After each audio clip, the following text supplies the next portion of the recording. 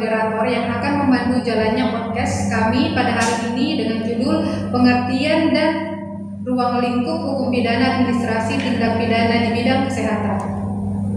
Hai, aku Rahmael. Halo, nama saya Rizky Juliana Sahara. Hai, saya Hendy Wardana. Hai, aku Prisma Fatmasari.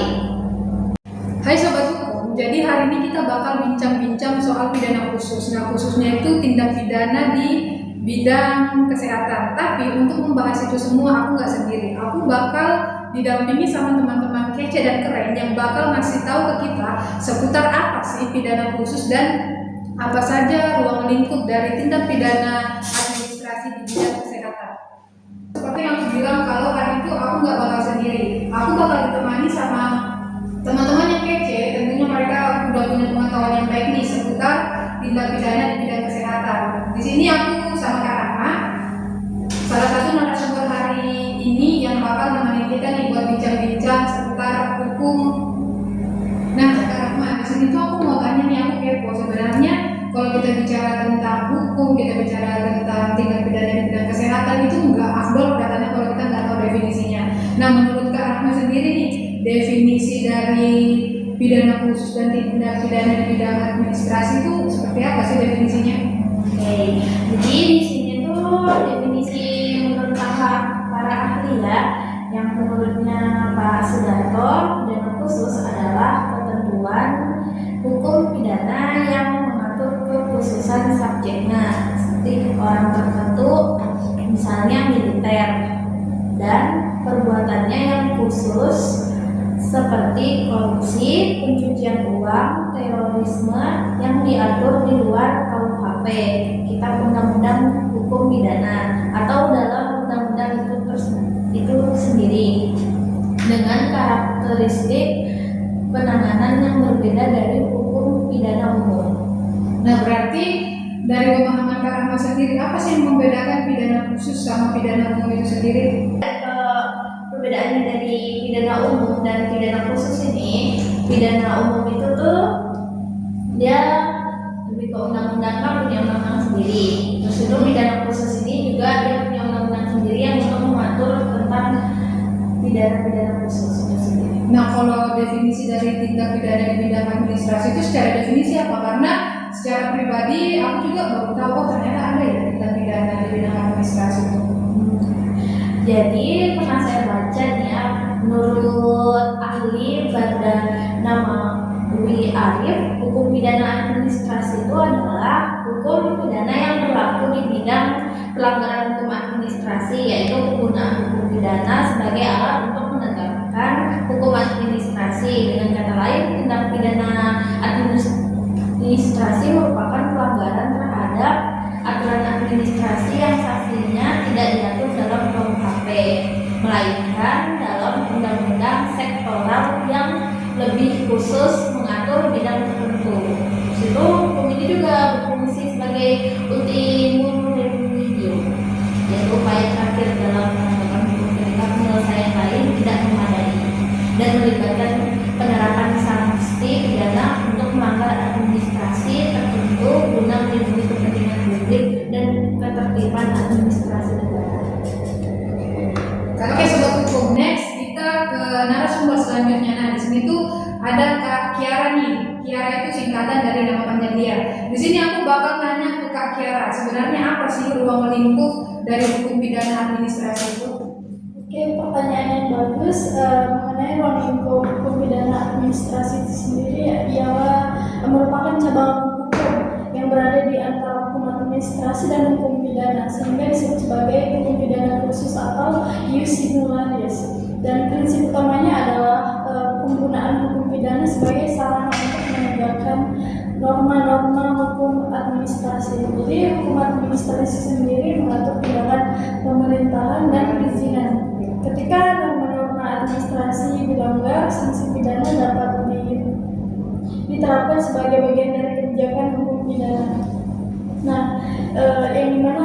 yang dimaksud itu adalah penal polisi sebutannya ya, yang artinya penggunaan ancaman pidana harus tetap memperhatikan prinsip kehati-hatian atas asas proporsionalitas dan tujuan perlindungan sekedar menghukum saja. Dan hukum pidana administrasi itu sering berhubungan dengan hukum tindak pidana yang karena pelanggaran aturan sektor tertentu yang diatur melalui undang-undang, bukan seperti kejahatan umum atau yang biasa kita sebut generic crime, seperti pembunuhan atau pencurian. Nah, Kak, interupsi dulu nih. Tadi kan Kakak pada bilang ada aturan sektor-sektor tertentu. Nah, sektor-sektor tertentu khususnya di ruang lingkup hukum pidana itu contohnya di tindak pidana di apa aja ya? Kan dia bersektor ya. Oh iya. Itu contohnya apa itu? Nah, contoh dari ruang lingkup hukum pidana administrasi itu yang disebut tadi sektornya ya, itu dapat ditemukan dalam berbagai undang-undang sektoral seperti tindak pidana kehutanan. Itu dia tercantum dalam Undang-Undang Nomor 41 Tahun 1999 tentang kehutanan, dan yang kedua Undang-Undang Nomor 18 Tahun 2013 tentang pencegahan dan bentuk pemberantasan perusakan hutan. Selain dari itu, ada juga bentuk pelanggarannya, misalnya penebangan hutan secara ilegal, pembakaran hutan tanpa izin, dan yang kedua juga ada tindak pidana di bidang perbankan. Jadi yang dimana pelanggaran ini terjadi ketika seseorang atau badan usaha melanggar ketentuan sektor perbankan, diantaranya ada bank ilegal yang biasanya itu tercantum pada pasal 46 UU PPSK, dan yang dimana isinya itu melakukan kegiatan penghimpunan dan masyarakat tanpa izin resmi dari bank tersebut. Dan yang kedua itu adalah pembocoran rahasia bank yang tercantum pada pasal 47 Undang-Undang PPSK, yang isinya melarang pihak manapun membocorkan informasi nasabah tanpa izin tertulis dan otoritas yang berwenang. Yang ketiga, tindak pidana administrasi khususnya di bidang kesehatan ya. Itu ada beberapa contoh pelanggaran dalam sektor kesehatan. Misalnya ada penggunaan alat atau metode medis oleh pihak tidak berwenang, di mana itu diatur pada pasal 78 Undang-Undang Praktik Kedokteran. Tindakan ini justru sangat berbahaya karena dapat mengancam keselamatan terhadap pasien. Dan yang kedua itu mempekerjakan dokter tanpa surat izin praktek. Nah, itu tercantum pada pasal 80 yang mana sanksi diberikan kepada fasilitas kesehatan yang sengaja mempekerjakan tenaga medis tanpa izin praktek resmi. Jadi itu saja juga bagian-bagian contoh sektor dalam pelanggaran hukum pidana administrasi. Tadi ada 3 bagian, yaitu pada tentang perusakan hutan, tentang perbankan, dan yang ketiga itu tentang di bagian kesehatan. Nah, hukum pidana administrasi ini berfungsi untuk menegakkan aturan administrasi publik dan memastikan kepatuhan melalui ancaman sanksi pidana. Nah, sobat hukum, hari ini kita lanjut ke narasumber ketiga kita. Jadi hari ini aku nggak sendiri, aku didampingin sama Kak Reni. Nah, Kak Reni ini seperti narasumber yang lainnya, dia bakal ngasih kita edukasi seputar hukum juga. Di sini aku pengen tanya nih ke Kak Reni, lingkup tindak pidana di bidang kesehatan yang Kak Reni pahami itu seperti apa sih? Jadi ruang lingkup di dalam tindak pidana di bidang kesehatan, perkembangan dunia kesehatan yang kompleks menuntut pengaturan hukum untuk menjamin keamanan dan kepastian bagi tenaga medis serta pasien. Dalam praktik kedokteran, kesalahan ataupun kelalaian dapat menimbulkan akibat hukum.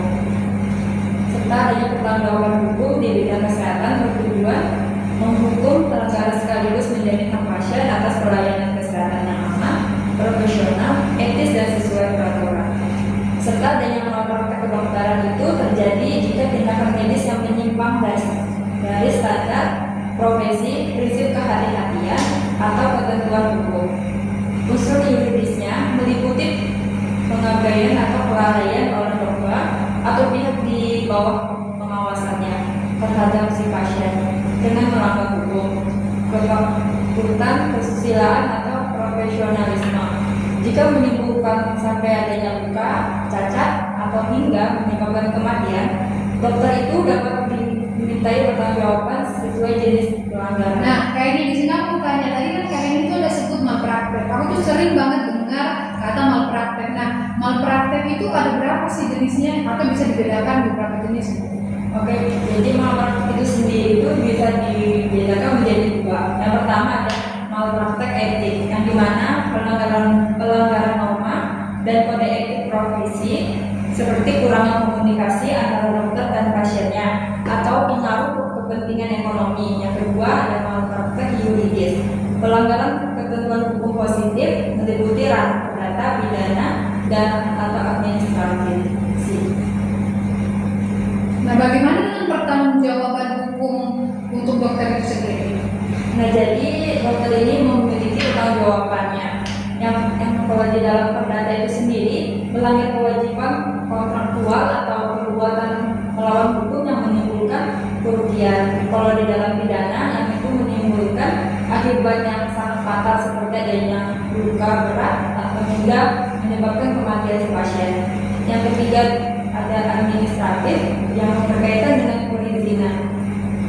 Nah, di sini kan udah ada tuh Kak, ini udah kasih tahu nih pertanggungjawabannya dari hukum perdata, pidana sampai administrasi. Nah, kalau undang-undang yang terkait dari informasi yang Kak ini berikan tadi itu apa aja? Oke, berdasarkan pembahasan tadi ada pun undang-undang yang terkait itu. Yang pertama ada di dalam pasal 359 sampai 360 di dalam undang-undang hukum pidana. Yang kedua ada pada Undang-Undang Nomor 29 Tahun 2004 tentang praktek kedokteran, di mana menegaskan pentingnya izin praktek, yaitu ada STR atau SIP yang dibawa, karena kan di bawah logo itu ada STR SIP, jadi itu yang harus pasien paham gitu. Karena hukum kita udah hampir di penghujung acara, jadi terakhir ini ada narasumber kita yaitu Kak Risma sebagai narasumber terakhir dan penutup dari dialog hukum kita hari ini. Nah, Kris, kan tadi Kak Heni itu udah nunjukin apa ya, semacam undang-undangnya gitu. Nah, kan nggak afdol ya kalau ada undang-undangnya udah di spoiler, tapi kita nggak bahas seperti apa sih upaya penegakan hukumnya. Nah, di sini aku mau tanya ke Kak Risma, seperti apa sih upaya penegakan hukumnya dari kayak preventifnya sampai tantangan itu sendiri?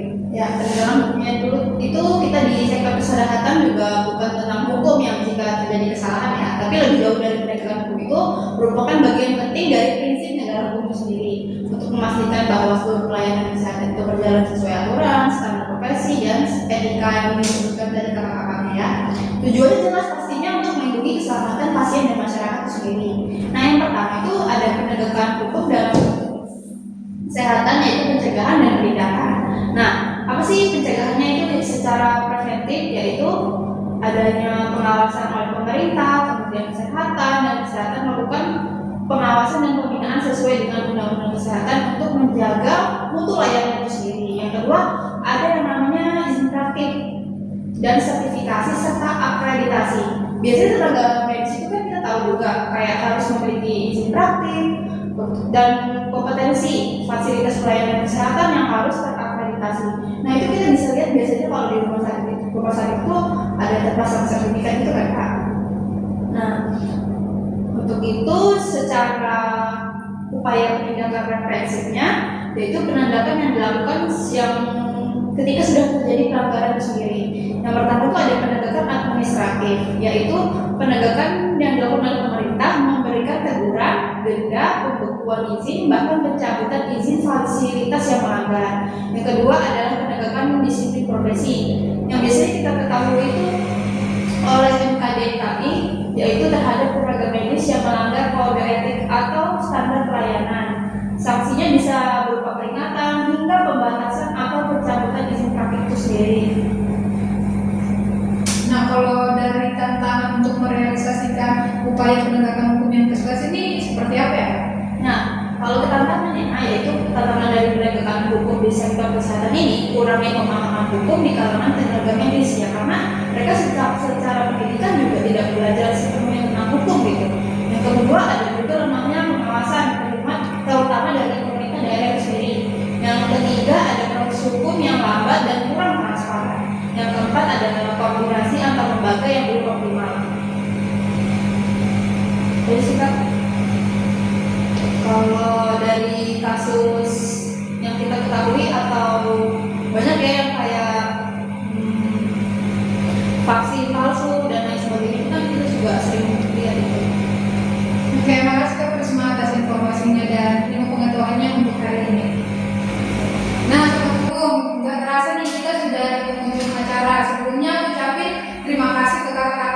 semuanya yang sudah bersedia nemenin aku hari ini untuk bincang-bincang hukum dan memberikan edukasi kepada teman-teman atau penonton setia dari Dialog Hukum itu. Nah, aku untuk Kak Krisma nih, mungkin Kak Krisma bisa kasih closing statement dari Dialog Hukum kita hari ini. Nah, jadi tujuan akhirnya sebenarnya kita ini membahas tentang penegakan hukum itu di bidang kesehatan. Nah, pastinya untuk melindungi pasien dan masyarakat itu sendiri, kemudian ada menjaga profesionalitas dari tenaga kesehatan, memberikan efek jerah kepada pelanggan, memberikan pelayanan kesehatan yang aman, berkualitas dan berkeadilan.